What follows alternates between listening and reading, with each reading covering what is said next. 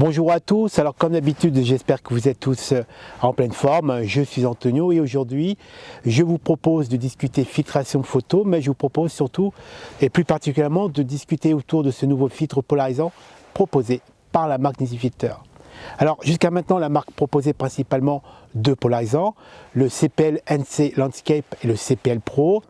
Alors à travers ma collaboration avec Nizifilter et plus particulièrement bien sûr avec Nizifilter France, la team France, elle m'a tout simplement envoyé ce nouveau filtre polarisant pour que j'aille vérifier tout ça sur le terrain.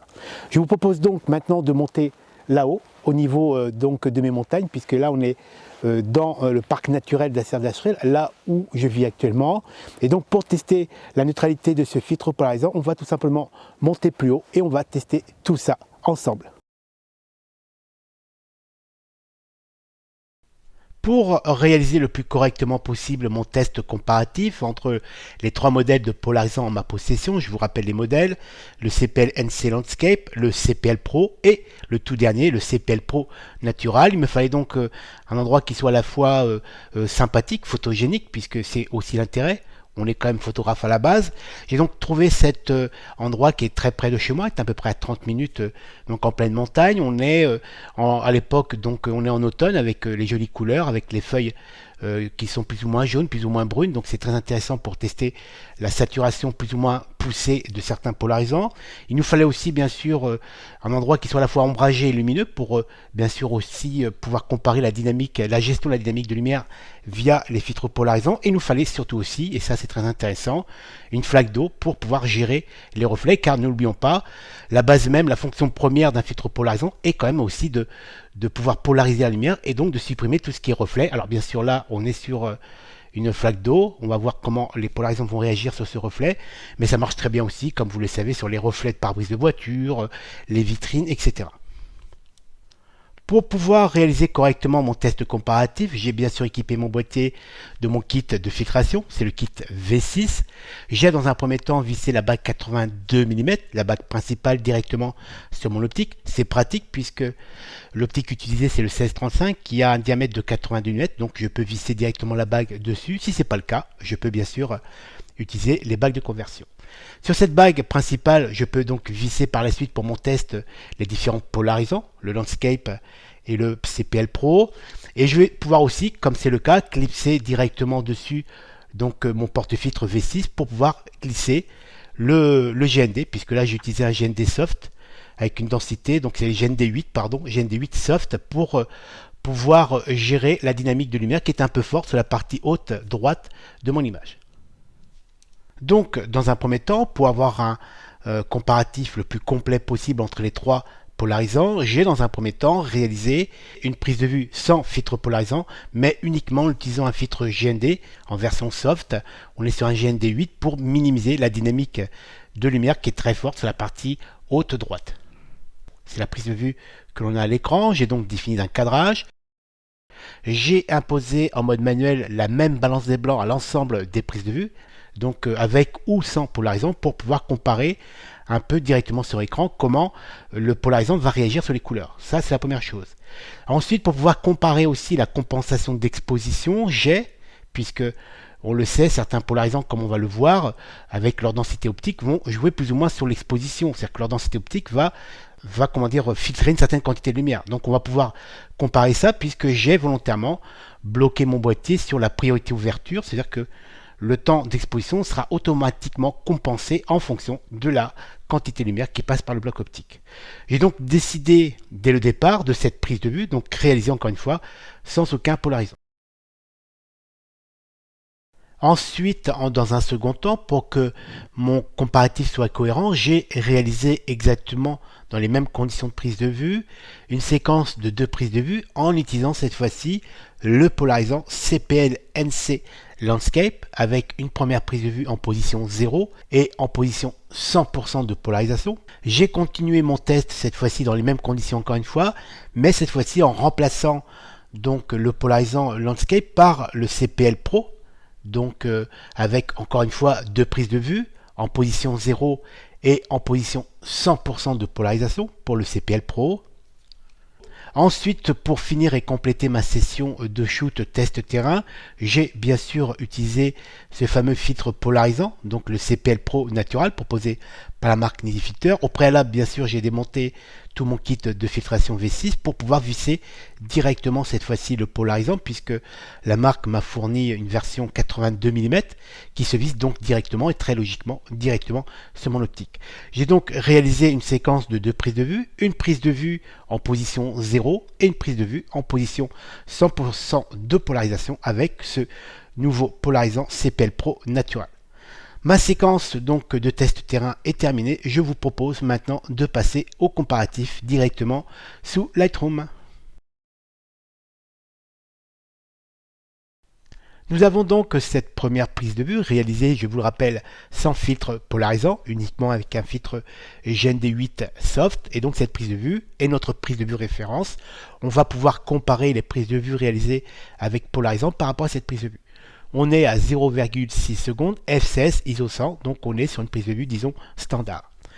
Ensuite, on a une première prise de vue, cette fois-ci réalisée en utilisant le filtre le polarisant Landscape, qui est donc en position 0, puisqu'on le voit très bien, on a le reflet qui est présent, donc il est vraiment en position 0. On a la deuxième prise de vue, cette fois-ci, bien sûr, toujours avec le même filtre Landscape, et on le voit très bien, on a le reflet qui a été totalement supprimé, donc avant, avec position 0, et après en position 100%. C'est-à-dire que là, très clairement, le filtre polarisant a bien fait son rôle, il a polarisé la lumière, il a donc supprimé le reflet. Il a fait son job. Mais si maintenant on compare par rapport au shoot référence au niveau du temps d'exposition, je vous le rappelle, le shoot référence est à 0,6 secondes, et là, le premier shoot avec le polarisant Landscape en position 0, on est à 2 secondes. Avec le polarisant en position 100%, on est à 2,5 secondes. C'est logique, on le sait. Ce sujet a été très largement abordé lors d'un article écrit que l'on vous a proposé, donc Nidifitter France et moi. Il est disponible encore d'ailleurs sur mon site j'adorelaphoto.com et sur le site bien sûr de la boutique officielle Nizi. C'est un article où j'ai mis en comparaison l'impact direct du polarisant Landscape et du Pro CPL. Donc si vous êtes intéressé, je vous conseille d'aller lire tout ça. Et donc lors de ce test, on a surtout appris que le fait d'utiliser un filtre polarisant, que ce soit le Landscape ou le Pro CPL, on va bien sûr le vérifier par la suite, la densité optique du verre utilisé donc pour polariser fait qu'on perd une certaine quantité de lumière. C'est-à-dire que le filtre Landscape a tendance à saturer les couleurs, on le voit en comparaison avec le shoot référence et le shoot avec le Landscape, les verts ici particulièrement, on voit qu'ils sont plus saturés.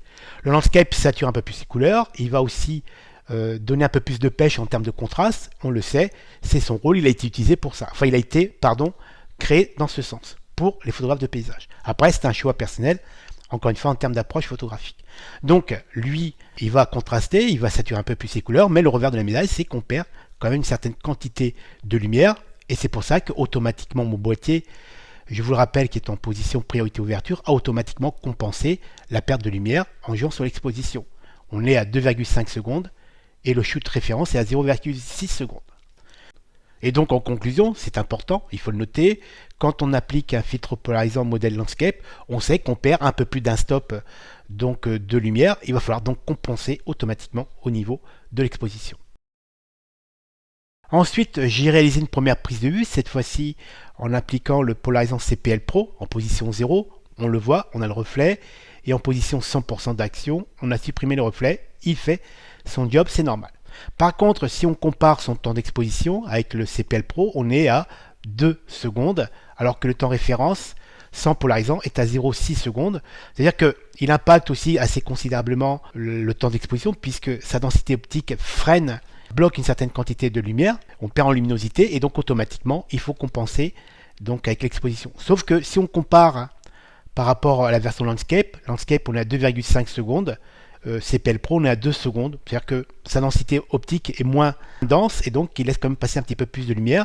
Et c'est logique puisque lors de mes premiers tests, je l'avais déjà remarqué, le CPL Pro est un polarisant qui est un peu plus neutre que le Landscape. Le Landscape va saturer un petit peu plus, va contraster un petit peu plus l'image et donc forcément on perd un peu plus en termes de luminosité. Le CPL Pro est un petit peu plus neutre et donc pour conclure, on va devoir aussi, dans le cas de l'utilisation du polarisant CPL Pro, compenser donc le temps d'exposition, un peu moins bien sûr que la version Landscape. Ensuite, j'ai réalisé deux autres prises de vue pour finaliser mon test terrain, cette fois-ci avec le CPL Pro Natural, qui est le polarisant qui m'a donc été envoyé par la marque NiziFilter pour un test terrain, puisque c'est aussi le but de cette vidéo, de pouvoir le tester sur le terrain et vérifier qu'il est vraiment neutre comme la marque l'annonce. J'ai donc réalisé une première prise de vue en position 0, on a le reflet, et en position 100%. Vous avez remarqué peut-être au passage que le cadrage a très légèrement changé, c'est normal, je vous le rappelle, on l'a vu sur les vidéos de présentation. Les deux premiers modèles, le Landscape et le CPL Pro, je les ai montés vissés directement sur la bague 82 mm de mon kit, de mon porte-filtre V6, sauf que ce modèle qui m'a été envoyé par la marque NiziFilter est un polarisant qui se visse directement sur l'optique, et donc forcément j'ai dû ajuster un petit peu plus mon cadrage. Donc, premier shoot réalisé avec ce fameux CPL Pro Natural, donc dernier modèle proposé par la marque NiziFilter, en position 0, on a le reflet, et en position 100%. Si on regarde maintenant le temps d'exposition, on est à 0,6 secondes. Si on le compare avec le shoot référence, celui-ci, on est à 0,6 secondes. Si on regarde la colorimétrie générale, bon, là le soleil a un peu bougé puisque j'étais sous les arbres, mais globalement, on peut très facilement comparer. En position 100% avec ce CPL Pro Natural, comparé à la version sans filtration, sans polarisant, on est sur la même colorimétrie. Il n'y a pas de saturation de couleur, le contraste n'est pas renforcé par le polarisant, il a juste fait son rôle de filtre polarisant puisqu'il a supprimé le reflet. En position 0, donc il est totalement neutre, on est exactement sur le même temps d'exposition, il n'y a aucun impact direct en termes de colorimétrie, en termes de contraste. En position 100%, il a supprimé le reflet, ne l'oublions pas, c'est son rôle. Le rôle premier d'un filtre polarisant à la base, c'est quand même de polariser la lumière et de supprimer un reflet. Il a supprimé le reflet, il a fait le job. Par contre, on n'a aucune perte de luminosité, donc directement liée à sa densité optique. Le vert est totalement neutre. Et donc je pense qu'on peut très logiquement conclure, la marque NiziFilter nous annonce un filtre polarisant totalement neutre, il en porte le nom, le CPL Pro Natural, et c'est vrai, suite à ce test terrain, il n'a strictement aucun impact sur nos prises de vue, à part bien sûr la suppression des reflets, puisqu'il est conçu pour ça, mais en termes d'exposition, il n'impacte aucunement donc le temps d'exposition, puisqu'on est à 0,6 secondes, comparé au shoot référence, on est aussi à 0,6 secondes, il ne modifie pas la colorimétrie, il ne la sature pas, il ne modifie pas le contraste de mon shoot. On peut donc conclure que c'est un filtre qui porte très bien son nom, c'est un filtre totalement neutre en termes d'impact directement sur nos prises de vue. C'est la fin de mes tests terrain, j'espère que vous avez trouvé cette vidéo intéressante, qu'elle vous aidera à faire vos choix en termes de polarisation. Si vous êtes intéressé par la filtration, je vous recommande mon site www.j'adorelaphoto.com, rubrique blog photo, avec des contenus, articles, vidéos, comparatifs matériels, liens bien sûr affilié vers le site NiziFrance, de quoi largement trouver les informations et répondre à vos questions avant d'investir en filtration. Et donc, je vous dis à très bientôt. Ah oui, dernière information importante, la team NiziFilter France et moi, nous avons décidé de vous proposer la possibilité de télécharger les fichiers négatifs numériques utilisés pour ce test terrain. Comme ça, vous allez pouvoir vous faire votre propre opinion, vos propres tests, et bien sûr aussi vous amuser à les développer. Le lien de téléchargement est bien sûr en commentaire. Et donc cette fois-ci, on vous dit à très bientôt.